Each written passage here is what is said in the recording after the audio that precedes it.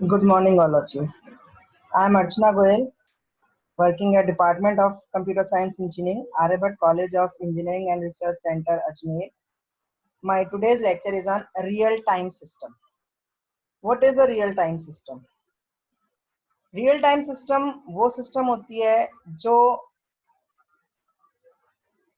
एक specified time के अंदर response produce करता है, which process information and produces a response within a specified time.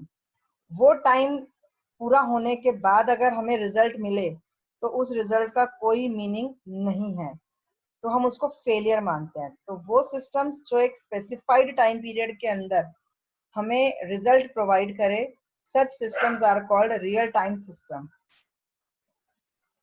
अगर ऐसा नहीं होता है तो उसकी वजह से हमको बहुत सारे रिस्क फैक्टर्स, रिस्क कॉन्सिक्वेंसेस आती हैं, जिसमें एक फेलियर भी, यानी हम उस सिस्टम को फेलियर मान लेते हैं।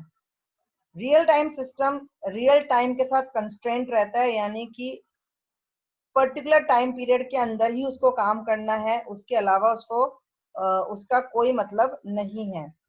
रियल टाइम सिस्टम बहुत आज के टाइम में कंप्यूटर साइंस के बहुत सारे डोमेन्स में, बहुत सारे एरियाज में वर्क कर रहा है।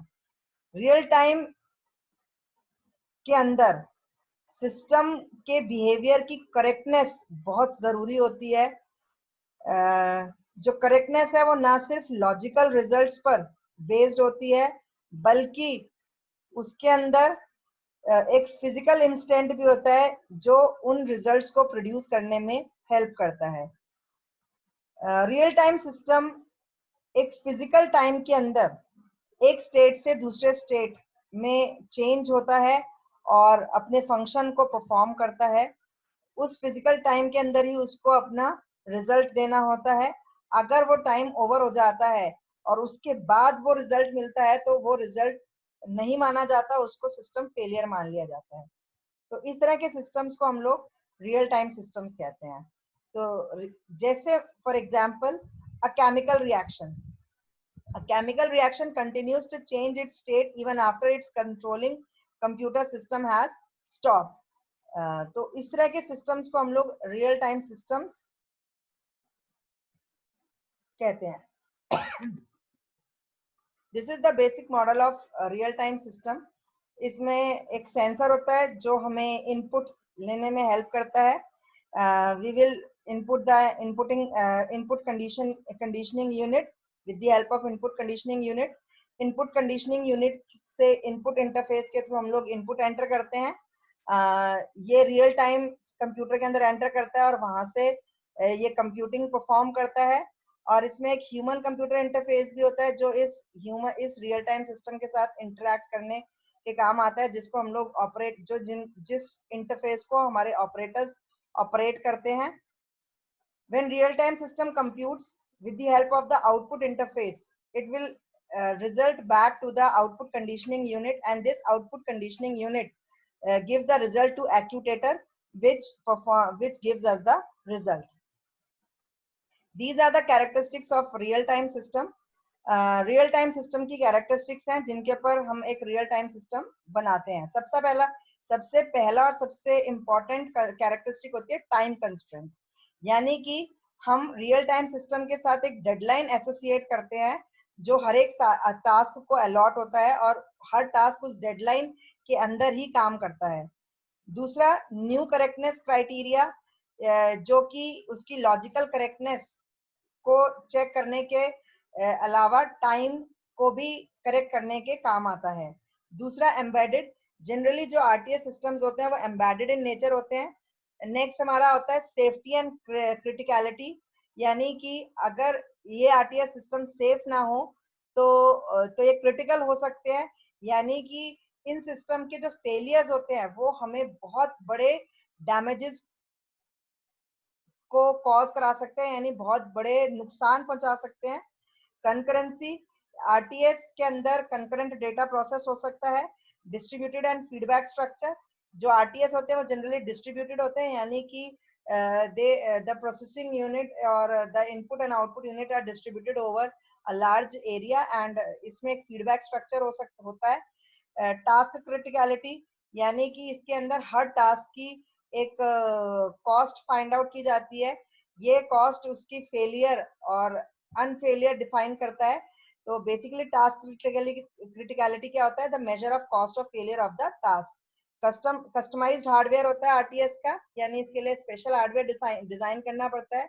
They are reactive, RTS are often reactive. इसका मतलब क्या है कि इसके अंदर सिस्टम और एनवायरनमेंट के अंदर एक कंटिन्यूस इंटरेक्शन मेंटेन रहता है। Stability, they are stable. Exception handling कर सकते हैं। These are some of the examples of real time systems. जहां जहां पे हम लोग रियल टाइम सिस्टम्स यूज करते हैं, ये उनके कुछ एग्जांपल्स हैं। पहला एयर ट्रैफिक कंट्रोल सिस्टम, यानी कि जब प्लेन्स उड़ रहे होते हैं या उनकी पाथ डिसाइड करने हैं या उनका टेक ऑफ और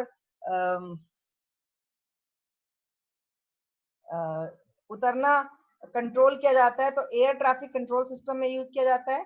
नेटवर्क मल्टीमीडिया सिस्टम्स में यूज किया जाता है। कमांड कंट्रोल सिस्टम्स में यूज किए जाते हैं। डिफेंस एंड स्पेस सिस्टम्स में like rocket launching, missile launching, satellite launching, इस तरह के सिस्टम्स में इनको यूज किया जाता है। एम्बेडेड ऑटोमेटिव इलेक्ट्रॉनिक सिस्टम्स में यूज किया जाता है। जैसे मान लीजिए ये आपके एम्बेडेड सिस्टम्स होते हैं, जैसे इलेक्ट्रॉनिक डिवाइसेस होते हैं, वॉशिंग मशीन, माइक्रोवेव्स, इन सब के अंदर इनको एम्बेड, रियल टाइम सिस्टम्स को एम्बेड किया जाता है। Features of real time systems. Real time systems के फीचर्स क्या क्या हैं? पहला, timing. The most common definition of real-time system involves a statement similar to real-time systems are required to compute and deliver correct results within a specified period of time. यानी कि ये जो systems होते हैं ये एक particular specific period of time के अंदर ही अपने ऑपरेशन को परफॉर्म करते हैं और रिजल्ट डिलीवर करते हैं। इंटरप्ट ड्रिवन मीन्स कि इसमें जो हम लोग रिस्पॉन्सेज देते हैं वो डिलेज ऑफ टाइम्स के बेसिस पे होते हैं, यानी कि हम इसमें मैक्सिमम रिस्पांस डिलेज टाइम्स हो सकता है। ये एक जो ये इवेंट्स के साथ इन्वॉल्वमेंट के लिए यूज किया जाता है, जिससे कि उस इवेंट को परफॉर्म करने के लिए हम लोग थोड़े थोड़े टाइम के अंदर एक मैक्सिमम रिस्पॉन्सेज प्रोवाइड कर सकें। इसके अलावा these often manifest themselves in term of interrupt signals। यहाँ पे हम लोग interrupt signals को यूज करते हैं, जिसकी हेल्प से डेटा का अराइवल होता है। एक इनपुट पोर्ट में हार्डवेयर की टिकिंग होती है, जैसे नोट्स क्लॉक होते हैं, एरर स्टेटस अलार्म्स होते हैं, ये सब इसमें इंटरप्ट ड्रिवन डिलेज होते हैं, रिस्पॉन्सेज होते हैं, जो ये हमें प्रोवाइड करता है। Low level programming, RTS systems को डिजाइन करने के लिए लो लेवल प्रोग्रामिंग की रिक्वायरमेंट होती है। तो जो रियल टाइम प्रोग्रामर्स होते हैं they prefer low level languages for designing the real time systems. Specialised hardware होता है, कस्टमाइज्ड हार्डवेयर होता है। Most of the real time systems works on some special electronics and mechanical devices, जिनके लिए hardware को specially design किया जाता है। वोलेटाइल डेटा, इसके अंदर जो डेटा होता है वो नॉन वोलेटाइल नहीं होता, परमानेंट नहीं होता, वोलेटाइल डेटा के ऊपर काम करता है। ये वो वेरिएबल्स होते हैं जो अपनी वैल्यूज को मोमेंट टू मोमेंट चेंज करते रहते हैं, और ये जो चेंज होता है ये होता है due to the action of external devices और एजेंट्स थ्रू इंटरप्ट्स और डीएमए। मल्टीटास्किंग होते हैं, more than task can be performed at one time using these systems। जैसे मान लीजिए कई सारी प्रोसेसेस, कई सारे टास्क आपस में कोऑपरेट करते हैं to perform a single individual overall job. Run time scheduling होती है, यानी कि इसके अंदर जो भी शेड्यूलिंग होती है वो रन टाइम पर होती है, डायनेमिक होती है। एक एक्टिविटी को कई छोटे छोटे ऑटोनॉमस टास्क में, अलग अलग ऑटोनॉमस टास्क में डिवाइड कर दिया जाता है, और उनकी एक शेड्यूलिंग, उनकी एक सीक्वेंसिंग, टास्क सीक्वेंसिंग की जाती है। और ये सीक्वेंसिंग जो है ये रन टाइम पर होती है, और इसके लिए ऑपरेटिंग सिस्टम एक शेड्यूलर अवेलेबल कराता है, और ये शेड्यूलर का काम होता है कि इन सीक्वेंस्ड टास्क को उस शेड्यूल्ड ऑर्डर में रन टाइम पर एग्जीक्यूट कराना। It is as if the sequencing decisions have been deferred, it is a kind of late sequencing. तो क्योंकि रन टाइम पर सीक्वेंसिंग होती है, इसीलिए इसको लेट सीक्वेंसिंग भी कहते हैं। अनप्रिडिक्टेबिलिटी, क्योंकि ये इवेंट ड्रिवन है तो रियल टाइम सिस्टम्स जो है वो अनप्रिडिक्टेबल चेंजेस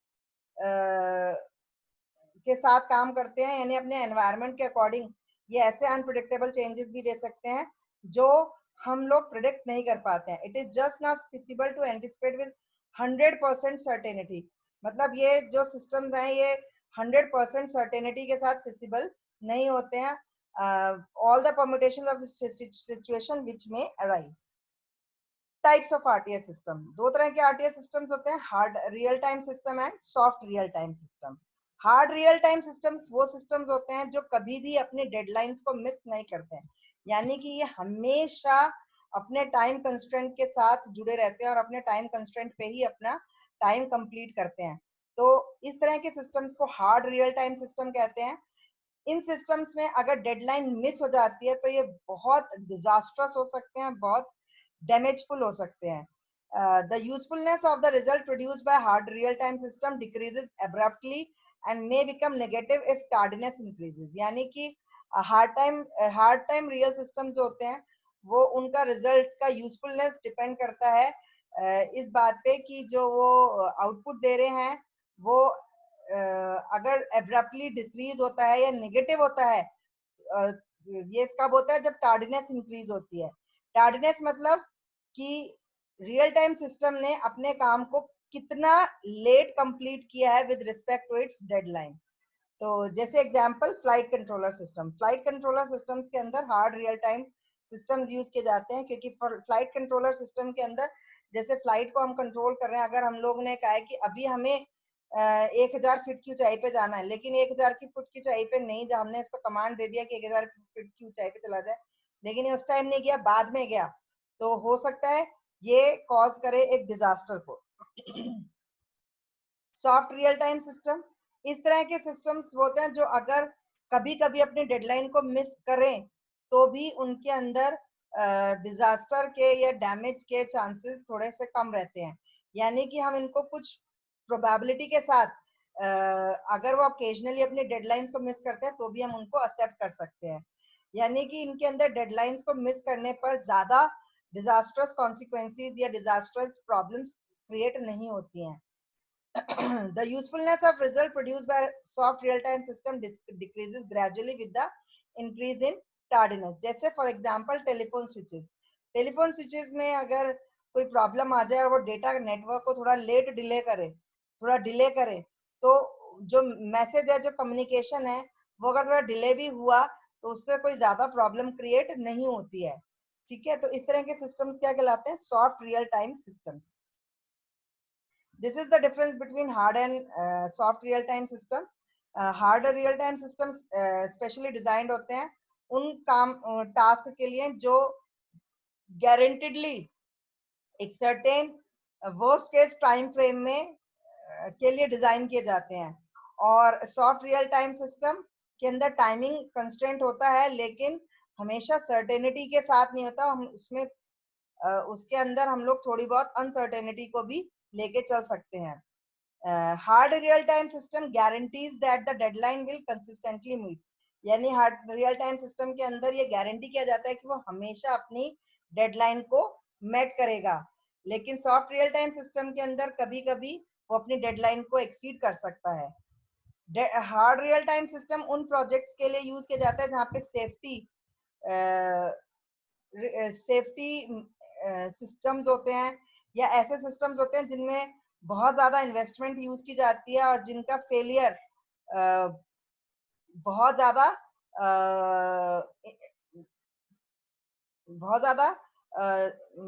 पैसे का लॉस प्रोवाइड करता है, जिसके अंदर हमने बहुत ज्यादा इन्वेस्टमेंट किया और उसका फेलियर हमें एक बहुत बड़े फाइनेंशियल लॉस को प्रोवाइड करता है। Soft real time system acceptable होते हैं उन ऑपरेशंस के लिए जिसके अंदर हम लोग ज्यादा क्रिटिकल प्रॉब्लम्स के साथ काम नहीं कर सकते, जैसे वीडियो प्रोसेसिंग, जहाँ पे अगर कोई डेटा फ्रेम लॉस्ट भी हो जाए तो उसकी वजह से कोई ज्यादा क्रिटिकल प्रॉब्लम नहीं आती। रियल टाइम एप्लीकेशन बेसिकली वो एप्लीकेशन होती है जो एक टाइम फ्रेम के ऊपर काम कर रही है, जिसके अंदर जो सेंसेस है वो इमीडिएट या करंट होते हैं। इसके अंदर लेटेंसी कम होनी चाहिए, एक डिफाइंड वैल्यू से, यानी कि जनरली ये मेजर्स होते हैं सेकंड्स में, जो टाइम होता है सेकंड्स में होता है. Whether or not a given application qualifies as an RTA depends on the worst case execution time. कोई भी एप्लीकेशन रियल टाइम एप्लीकेशन है या नहीं है, ये डिपेंड करता है उसके वर्स्ट केस एग्जीक्यूशन टाइम पे, यानी कि वो अपने काम को उस डेडलाइन के अंदर कितनी जल्दी खत्म कर रहा है. Maximum length of time is defined, defined task और set of task requires on a given hardware platform. जो RTAs होते हैं वो जनरली रियल टाइम कंप्यूटिंग में यूज किए जाते हैं. These are some of the applications where real-time systems are used. So these are some of the real-time applications: video conference applications, VoIP, voice over internet protocol, online gaming, community storage solutions, some e-commerce transactions, chatting, instant messaging, industrial applications like chemical plant control, automated car assembly plant. medical में use होता है for surgeries, robot used in recovery of displaced radioactive materials, peripheral equipments में use होता है जैसे laser printer, scanners, automotive and transportation में use होते हैं जहाँ पे multi point fuel injection systems का यूज किया जाता है. टेलीकम्युनिकेशन एप्लीकेशंस में जैसे सेलुलर सिस्टम्स होते हैं. एरोस्पेस में जैसे आपकी मैंने फ्लाइट कंट्रोल सिस्टम बताया. इंटरनेट एंड मल्टीमीडिया के अंदर, कंज्यूमर इलेक्ट्रॉनिक्स जैसे सेल फोन्स के अंदर, डिफेंस एप्लीकेशंस जैसे मिसाइल गाइडेंस सिस्टम्स. एंड इसके अलावा और भी बहुत सारी एप्लीकेशन है जैसे railway reservation system, air flight reservation system, जहाँ पे रियल टाइम रिजर्वेशन होती हैं कि जैसे ही कोई नया रिजर्वेशन हुआ और सिस्टम अपडेट हो जाए, अगर ये सिस्टम रियल टाइम पे अपडेट नहीं होगा तो फिर लोगों को प्रॉब्लम हो जाएगी और हो सकता है एक सीट 2 लोग रिजर्व करा ले और फिर बाद में प्रॉब्लम्स क्रिएट हो. तो these are some of the real time application. So this is an introduction to real time systems. This is all for today. Thank you.